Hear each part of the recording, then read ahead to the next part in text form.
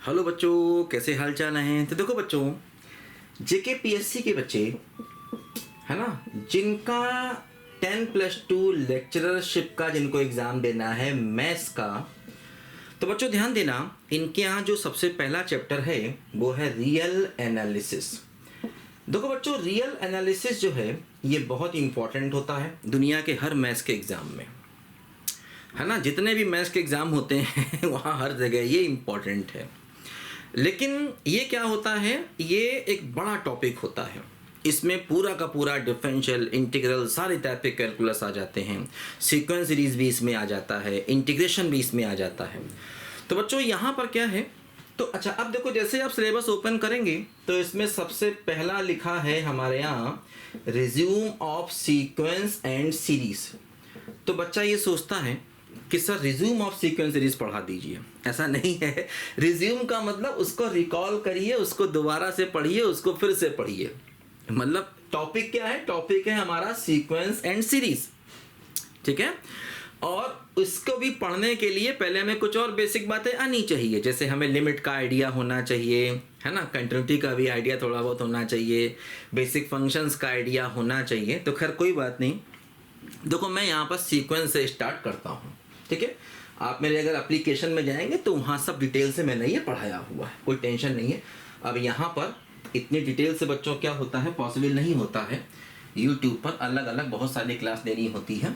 देखो ध्यान दो, तो जैसे क्या होता है यहाँ पर कि सबसे पहले हम लोग पढ़ते हैं सीक्वेंस। आपने क्या सीक्वेंस का नाम कभी और सुना? हर जगह सुना।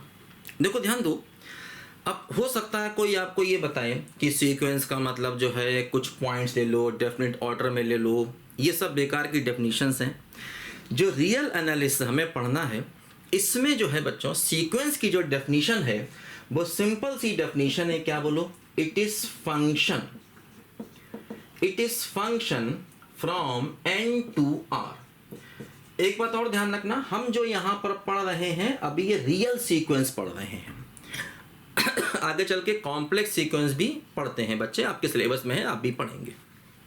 देखो इसलिए यहां पर जो फंक्शन है वो एन टू आर है।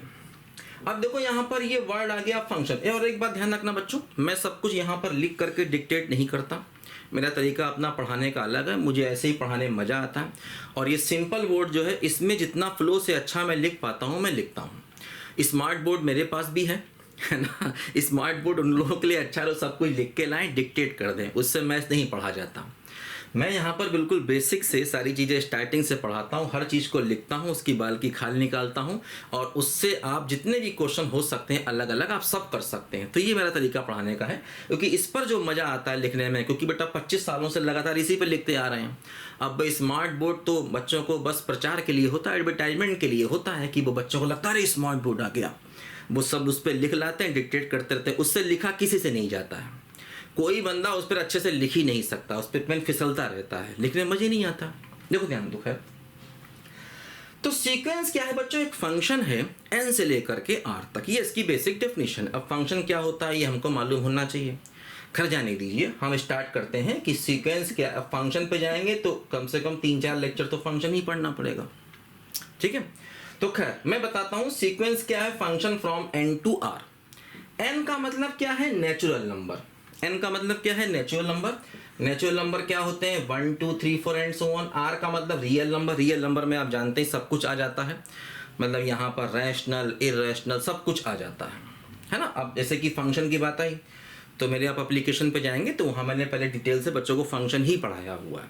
फंक्शन पढ़ाया हुआ है, लिमिट पढ़ाया हुआ है, कंटिन्यूटी पढ़ाया हुआ है, जिससे कि और ये सब चीज़ें आती हैं। कंटिन्यूटी तो हमारे सिलेबस में है ही पहले से ही, कंटिन्यूटी जो है हमारे सिलेबस में पहले से ही है, लिखा हुआ है, तो कंटिन्यूटी तो हमें आना चाहिए। अब कंटिन्यूटी पढ़ोगे तो बच्चों लिमिट आना चाहिए, और लिमिट अगर जानोगे तो उसके लिए फंक्शन पहले आना चाहिए। तो वो है पूरा वही चीज़, फंक्शन, लिमिट, कंटिन्यूटी, डिफरेंशिएबिलिटी, ये सब हमको आना चाहिए। पहले आप जाओगे तो डिटेल से पढ़ाया है। देखो ध्यान दो, रियल नंबर में बच्चों क्या है, रियल नंबर में सब कुछ आ जाएगा, मतलब इंटीजर भी आ जाएंगे, रैशनल भी आ जाएगा, इरेशनल भी आ जाएगा। आपको मालूम ही होगा रियल क्या होता है। देखो ध्यान दो, अब जैसे ये जो फंक्शन है इसका डोमेन है नेचुरल नंबर। डोमेन का मतलब कि उसका वेरिएबल क्या क्या वैल्यू लेता है। जैसे कि मान लो अगर मैंने, ऐसे कि हम लोग जो करते हैं जनरली फंक्शन क्या लिखते हैं, हमने लिखा fx बराबर x square plus 1। In general जब भी हम अपना कैलकुलस में या कहीं और फंक्शन पढ़ते हैं तो उसमें वेरिएबल को हम x ले लेते हैं। अब यहाँ पर क्या करना है, x नहीं लेना है, यहाँ पर fn लेना है। fn बराबर हो जाएगा n स्क्वायर प्लस 1, या इसी fn को ये लोग an भी कहते हैं। इसका मतलब हो गया ये हमारा सीक्वेंस का nth टर्म है, nth टर्म है ना।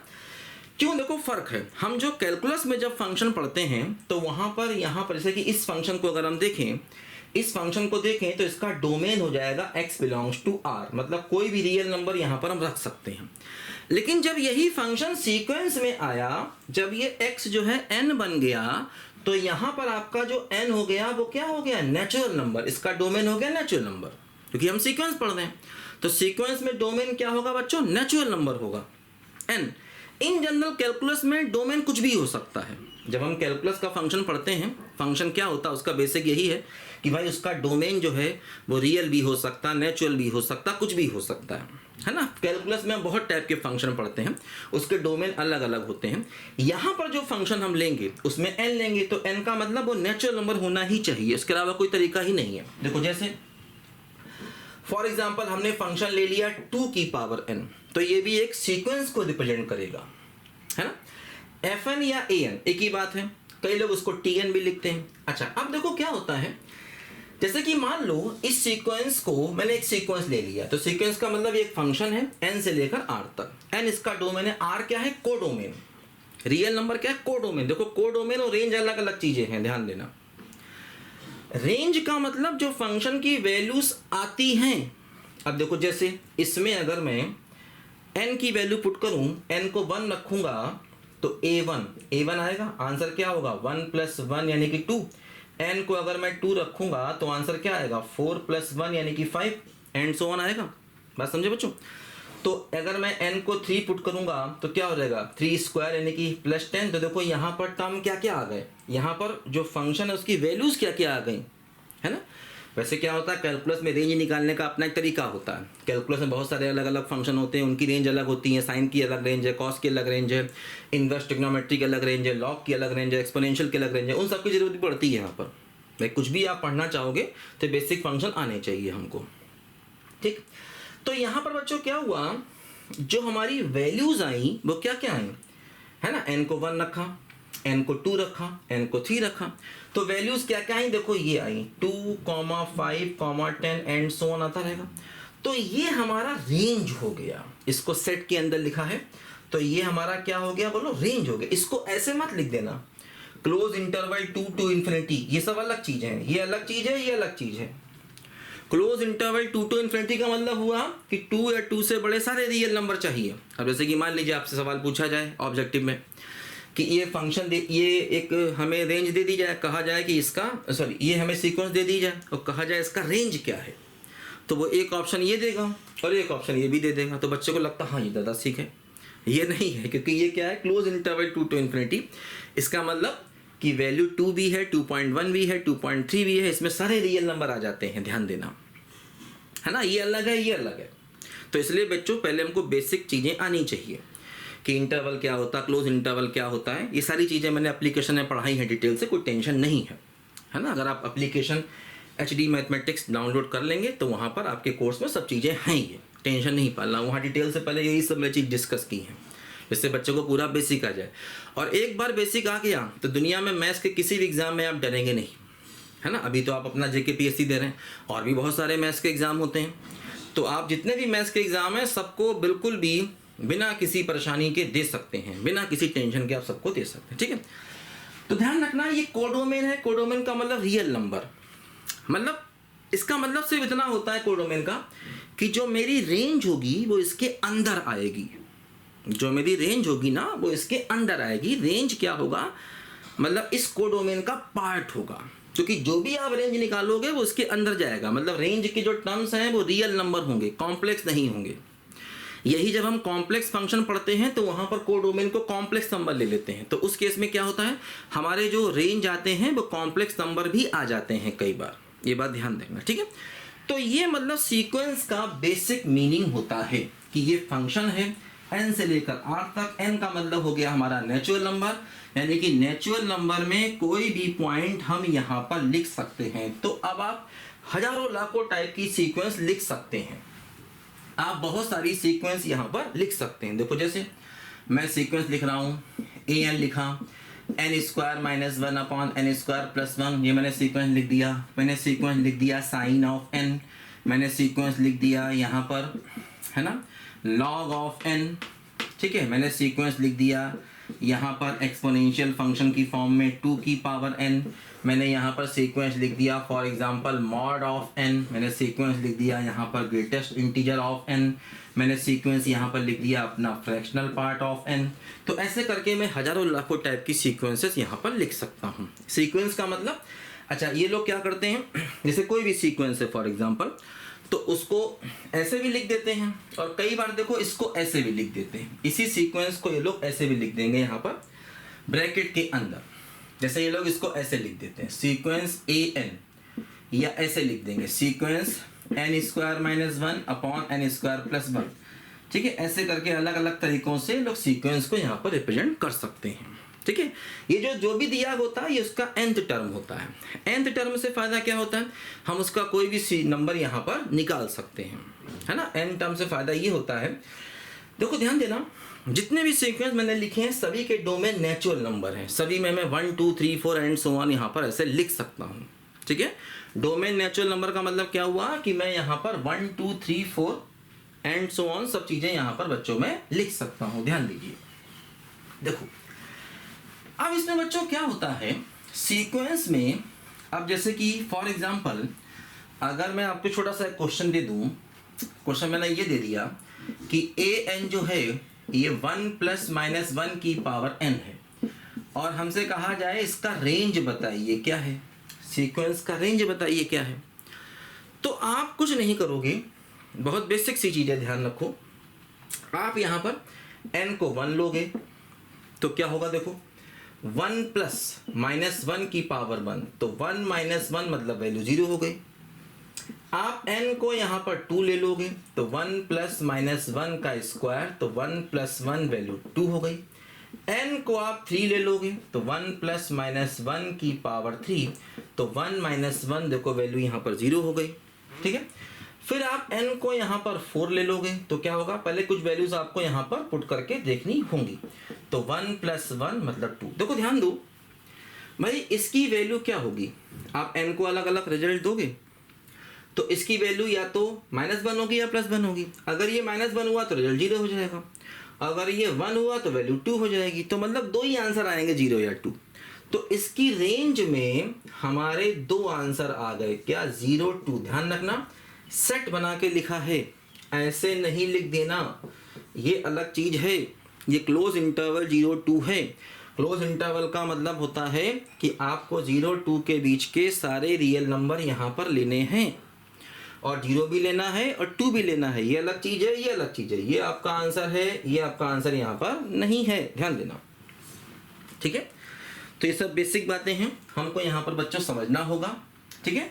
तो रेंज का मतलब हो गया कि भाई आप n को अलग अलग वैल्यू दे दीजिए और स्टार्टिंग की वैल्यू दीजिए, उससे फिर समझ में आती हैं चीज़ें कि भाई यहाँ पर हमारा आंसर जो है वो क्या क्या निकल रहा है। देखो जैसे मान लीजिए अगर आपको एक सीक्वेंस दे दी जाए साइन ऑफ n और आपसे पूछा जाए कि इसका रेंज क्या होगा, तो ध्यान देना फिर वही है। अब वैसे तो साइन फंक्शन जो होता है, जब हम कैलकुलस में साइन फंक्शन पढ़ते हैं साइन x, तो यहाँ पर चूंकि x जो होता है वो कोई भी एंगल हो सकता है, तो साइन फंक्शन की जो रेंज होती है वो क्लोज इंटरवल -1 से 1 तक होती है ना, क्योंकि ये मतलब -1 और 1 के बीच में सारी वैल्यू साइन ले सकता है। मतलब साइन का जो आंसर है वो -1 भी आ सकता है, 1 भी आ सकता है, उसके बीच के सारे रियल नंबर आ सकते हैं। लेकिन जब आपसे सीक्वेंस में साइन n पूछा गया तो इसका मतलब अब आप n की वैल्यू क्या लेंगे, 1 लेंगे, 2 लेंगे, 3 लेंगे, जबकि यहाँ पर ऐसा नहीं था। कैलकुलस में क्या होता है, x की वैल्यू आप कुछ भी ले सकते हैं, x की वैल्यू आप 0 भी ले सकते हैं, 0.1 भी ले सकते हैं, 0.2 भी ले सकते हैं भाई, जो भी एंगल होगा या तो डिग्री में होगा या रेडियन में होगा। साइन x है, x का मतलब क्या हो गया, एंगल। तो यहाँ पर आपको अलग अलग ध्यान रखना, जो रिजल्ट मिलेंगे वो सब इसके अंदर आएंगे, मतलब -1 भी होगा, 1 भी होगा, सब कुछ होगा। लेकिन जब आप यहाँ पर n को 1 रखेंगे तो a1 क्या होगा, साइन ऑफ 1 होगा, a2 क्या होगा, साइन ऑफ 2 होगा, a3 क्या होगा, साइन ऑफ 3 होगा, एंड सो ऑन। तो ये आपकी रेंज बनेगी। यानी इस सवाल में जो आपकी रेंज बनेगी वो रेंज ये बनेगी, क्या बोलो, sine 1, sine 2, sine 3 and so on. फिर से ध्यान रखना, इसको ये मत लिख देना, क्योंकि अब यहां पर क्या होगा कि जो रिजल्ट आएंगे वो इस इंटरवल के बीच के सारे नहीं आएंगे, है ना, कुछ कुछ वैल्यूज अलग अलग आपको मिलेंगी। तो ये इसकी रेंज हो जाएगी, यहां पर ध्यान देना, ठीक है। ये यहाँ पर इस फंक्शन की यानी कि इस सीक्वेंस की रेंज हो जाएगी साइन n की। तो थोड़ा बच्चों यहाँ पर हमें बेसिक पे काम करना होता है हर समय हर जगह पर, क्योंकि ये जो एग्ज़ाम है ना, ये सब याद करने के एग्ज़ाम नहीं है, इनमें बेसिक कुछ फार्मूले और कुछ अच्छे क्वेश्चंस, इन तीनों को मिला कर ही हम एग्ज़ाम को अपने यहाँ पर क्वालिफाई कर सकते हैं। देखो ध्यान दो। अब ऐसे बच्चों क्या होता है, सीक्वेंस में जो सबसे इम्पॉर्टेंट कॉन्सेप्ट होता है वो होता है कन्वर्जेंट सीक्वेंस का, कि भाई सीक्वेंस को हम कन्वर्जेंट सीक्वेंस कब कहेंगे, है ना। सीक्वेंस को हम कन्वर्जेंट सीक्वेंस कब कहेंगे। सीक्वेंस में जो 3 चीज़ें इंपॉर्टेंट यहाँ पर हैं, एक तो है convergent sequence, divergent sequence, oscillatory sequence. 3 type की सीक्वेंसेस होती हैं, convergent sequence, divergent sequence, oscillatory. देखो अगर हम इसको मतलब अपने ऑब्जेक्टिव एग्ज़ाम के पॉइंट ऑफ व्यू से पढ़ना चाहें तो इसका सिर्फ और सिर्फ ये मतलब होता है कि अगर हमें कोई सीक्वेंस दी गई है तो हमें कुछ नहीं करना है, उसकी इन्फिनिटी पर लिमिट निकालनी है। किसकी, nth टर्म की। nth टर्म की लिमिट हमको इन्फिनिटी पर निकालनी है। अगर ये लिमिट कुछ फाइनाइट आ गई, फाइनाइट का मतलब 1 2 3 4 -1 -2 -1 लाख -1 करोड़ -100 करोड़ -1 कुछ भी आ गई, तो ये सीक्वेंस क्या होगी, बोलो, कन्वर्जेंट होगी। तो हम कहेंगे हमारी सीक्वेंस क्या है, बोलो, कन्वर्जेंट है। अगर मान लो, अब जैसे इसमें क्या होता है, एक डेफिनेशन होती है कन्वर्जेंट सीक्वेंस की, मैथमेटिकल डेफिनेशन बता देंगे आपको अभी, है ना, लेकिन वो डेफिनेशन है, ऑब्जेक्टिव एग्जाम के क्वेश्चन इसी से निकलते हैं। अगर हम इसकी लिमिट निकालें an की, और ये लिमिट इनफाइनाइट आ जाए या माइनस इनफाइनाइट आ जाए, दोनों केस में इनफाइनाइट या माइनस इनफाइनाइट, तो हम कहेंगे ये सीक्वेंस हमारी कैसी है, डाइवर्जेंट है ना। अब जैसे अगर लिमिट इनफाइनाइट आ गई तो हम कहेंगे डाइवर्जेस 2 + इनफाइनाइट, और अगर लिमिट माइनस इनफाइनाइट आ गई तो हम कहेंगे डाइवर्जेस 2 - इनफाइनाइट, ठीक है। तीसरी बात देखो, कभी कभी क्या होता है, बात ध्यान देना बच्चों, जो लिमिट के आंसर है ना वो एक नहीं होते, कई अलग अलग हो जाते हैं। जैसे कि मान लो हो सकता है एक आंसर फॉर एग्जांपल L1 आ जाए, एक आंसर L2 आ जाए, 3 या 4 या 2 कितने भी हो सकते हैं, 2 भी हो सकते हैं या 2 से ज़्यादा आंसर भी हो सकते हैं। तो ऐसे केस में हम कहेंगे कि हमारी सीक्वेंस जो है बच्चों वो ऑसिलेटरी सीक्वेंस है ना। 3 बातें हैं, क्या बोलो, कन्वर्जेंट सीक्वेंस, डाइवर्जेंट सीक्वेंस और ऑसिलेटरी सीक्वेंस। तो तीनों की जो रिजल्ट है वो यहाँ पर लिमिट निकाल के ही मालूम पड़ता है कि an पर आप लिमिट निकालिए, इन्फिनिटी पर लिमिट निकालिए, अगर वो फाइनाइट आए तो कन्वर्जेंट। अब देखो यहाँ पर हम बिना लिमिट के कुछ नहीं कर सकते, हमें लिमिट के कॉन्सेप्ट आने चाहिए।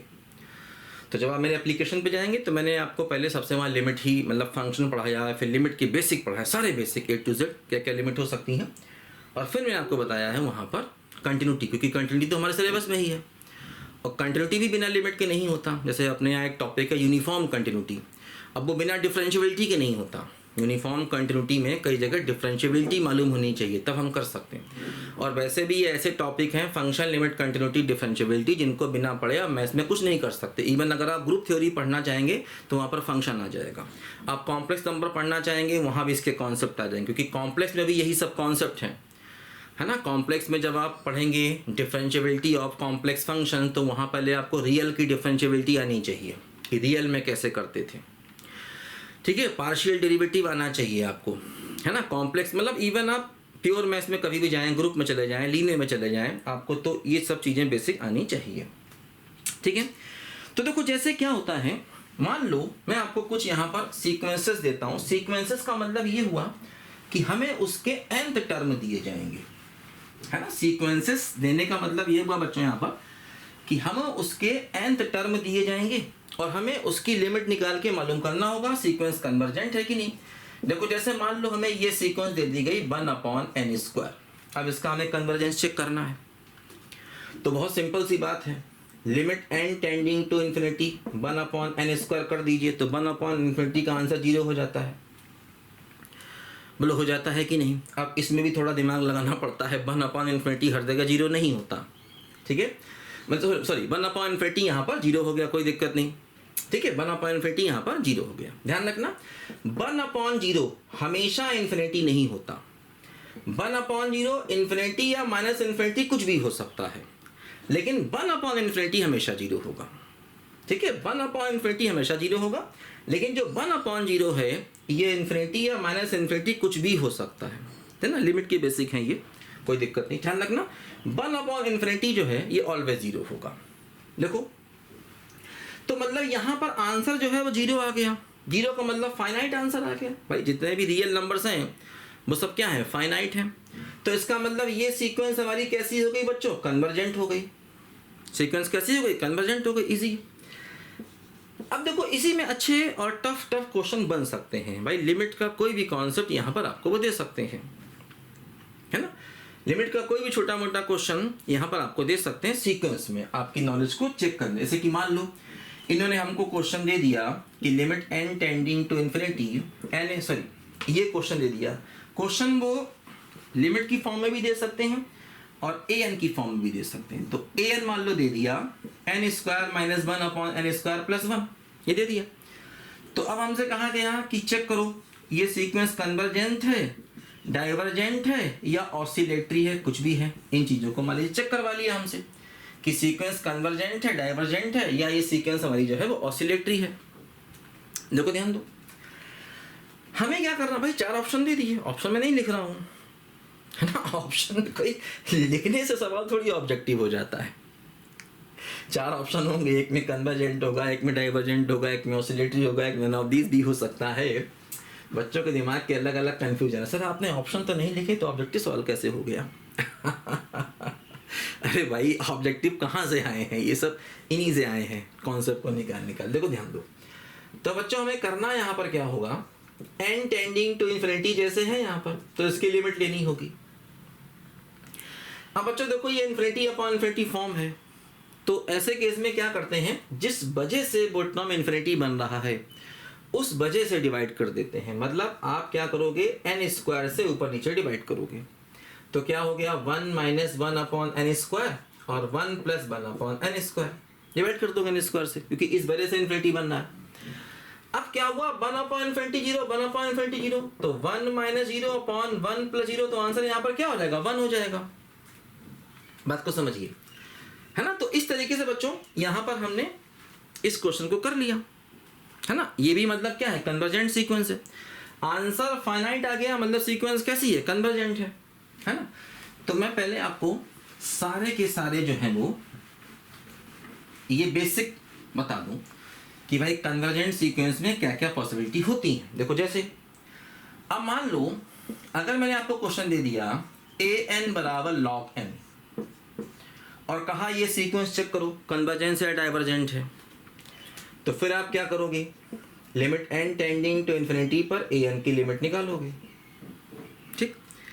अब देखो ध्यान दो, जब आप इसकी लिमिट निकालोगे तो एक्चुअली क्या होगा, ये हो जाएगा log इन्फिनिटी। अब log के बारे में बच्चों मालूम होना चाहिए क्या होता है। देखो log जो है, चूंकि यहाँ पर log का बेस जो है बच्चों 1 से बड़ा है, तो ऐसे केस में जब log का बेस 1 से बड़ा होता है तो log x मतलब बेस, जैसे यहाँ पर e है, e का मतलब क्या होता है, e होता है 2.71 समथिंग, तो 1 से बड़ा है। तो ऐसे केस में log का ग्राफ ऐसे चलता है, ये x = 1 वैल्यू है। तो अब क्या हुआ, लॉग इन्फिनिटी जो है ये इन्फिनिटी पर टेंड करता है। जैसे जैसे आप x को इन्फिनिटी पर ले जाओगे वैसे वैसे क्या होगा, log x जो है ये इन्फिनिटी पर जाएगा। ठीक है, तो इसलिए इसका आंसर हो गया इन्फिनिटी, और आंसर इन्फिनिटी आ गया तो मतलब सीक्वेंस क्या हो गया, सीक्वेंस हो गया डाइवर्जेंट टू इन्फिनिटी। मतलब सीक्वेंस जो है ये हमारी इन्फिनिटी पर डाइवर्ज करेगी। मतलब यहाँ पर हमारी सीक्वेंस जो है बच्चों वो कन्वर्जेंट नहीं है। सीक्वेंस क्या करेगी, इन्फिनिटी पर डाइवर्ज करेगी। सीक्वेंस मतलब का आंसर इन्फिनिटी हो या माइनस इन्फिनिटी हो, लिमिट का आंसर, तो दोनों ही केस में हम कहेंगे कि हमारी सीक्वेंस जो है बच्चों यहाँ पर डाइवर्जेंट है। देखो अब जैसे अभी तो बहुत से एग्जांपल आएंगे क्योंकि सीक्वेंस के कन्वर्जेंट में बच्चा एक चीज नहीं है, बहुत सारी चीजें। देखो ध्यान दो, मान लो ये क्वेश्चन दे दिया an बराबर 1 प्लस माइनस 1 की पावर n दे दिया, इसके बारे में पूछा कि सीक्वेंस कैसी है। देखो अब यहां पर ध्यान रखना, अगर मैं इन्फिनिटी पर an की लिमिट निकालूंगा, देखो अब पहली बात तो ये है कि जैसे होगा क्या, अगर आप -1 की पावर इन्फिनिटी करोगे तो कोई आपसे पूछे कि -1 की पावर इन्फिनिटी क्या होता, तो भाई अब -1 का पावर 2 करोगे तो वैल्यू +1, पावर 3 करोगे तो वैल्यू -1। अब इन्फिनिटी क्या है, इवन है या ऑड है पता नहीं। तो इसलिए क्या होगा यहाँ पर, देखो जब हम लिमिट लेंगे तो ऐसे करके क्या होगा, 1 प्लस -1 की पावर इन्फिनिटी। तो दो पॉसिबिलिटी हैं भाई, इसकी वैल्यू देखो ये तो 1 ही रहेगा, इसकी वैल्यू +1 हो सकती है या इसकी वैल्यू -1 हो सकती है, दो पॉसिबिलिटी है। तो अगर वैल्यू इसकी +1 हुई तो इसका आंसर 2 आ जाएगा, और अगर ये -1 हुआ तो आंसर 0 आ जाएगा। मतलब देखो यहाँ पर लिमिट के दो आंसर पॉसिबल हैं। फिर इसी से एक कॉन्सेप्ट आगे चल के बनता है, लिमिट सुपीरियर लिमिट इंफीरियर, है ना, एक कॉन्सेप्ट। अब देखो सीक्वेंस सीरीज लिख दिया तो मतलब ये सारी चीजें सिलेबस में है, क्योंकि सीक्वेंस सीरीज इंपॉर्टेंट है, कई क्वेश्चन पूछे जाते हैं। सीक्वेंस का कन्वर्जेंस है, सीरीज का कन्वर्जेंस, सारी चीजें हमसे पूछी, ठीक है। तो यहाँ पर इसके दो आंसर हैं और दोनों आंसर देखो फाइनाइट हैं। तो ये कहाँ चला गया, ये चला गया ऑसिलेटरी। और ध्यान रखना क्योंकि ये ऑसिलेटरी में भी दोनों ही आंसर फाइनाइट है। कई बार ऐसा होता है कि ऑसिलेटरी में दोनों आंसर इनफाइनाइट होते हैं, तो यहाँ पर ऑसिलेटरी में दोनों आंसर फाइनाइट है, तो इसको हम कहते हैं ऑसिलेटरी फाइनाइटली। मतलब फाइनाइटली ऑसिलेट कर रहा है ये हमारा सीक्वेंस, ठीक है बच्चों। तो ये बच्चों मैंने आपको बेसिक आज समझाए सीक्वेंस सीरीज के, लेकिन इसके पहले हमें अपने बहुत से बेसिक फंक्शंस है, लिमिट, कंटिन्यूटी सब आना चाहिए, ठीक है। तो यहाँ पर मैं कोशिश करूँगा कि आपको सारी चीज़ें बताई जाएं धीरे धीरे करके, ठीक है बच्चों। ओके बेटा, बाय बाय।